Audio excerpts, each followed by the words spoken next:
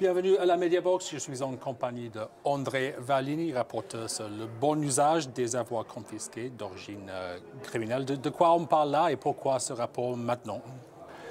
On parle des avoirs criminels, c'est-à-dire des biens matériels, des maisons, des voitures de luxe, des propriétés agricoles qui ont été volés à la communauté par des mafieux, par le crime organisé.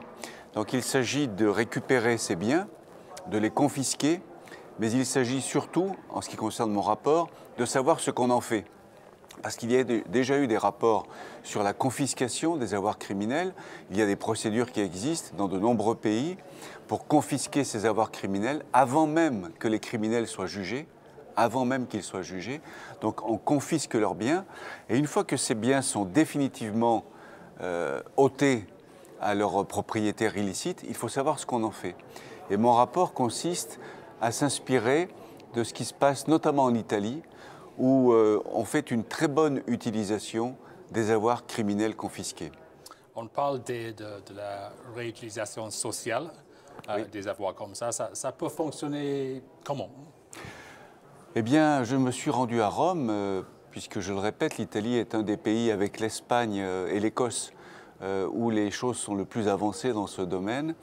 En Italie, j'ai pu voir que le gouvernement italien, et notamment le ministère de la Justice, a mis au point un processus qui permet de réattribuer ces biens confisqués à des associations sociales, culturelles, sportives, pour faire en sorte que les biens confisqués aux mafieux profitent à la communauté. J'ai notamment visité des villas, de très belles villas qui avaient été construites sans permis de construire, de façon totalement abusive, des villas construites par un clan mafieux dans la banlieue de Rome, qui sont aujourd'hui occupées par une association de réinsertion des jeunes en difficulté, notamment des jeunes toxicomanes, une association culturelle avec une bibliothèque à la disposition de tout le quartier. J'ai pu aussi constater qu'une villa énorme de 3 étages, de 300 mètres carrés habitables, qui avait été construite de façon totalement illégale, a été rasée. Elle appartenait à un chef mafieux, elle a été rasée et on a fait à la place un stade qui est à la disposition de toutes les équipes sportives de la ville où cette maison avait été construite. Donc vous voyez, il y a beaucoup de façons d'utiliser les biens criminels confisqués, ou plutôt les biens confisqués à des criminels.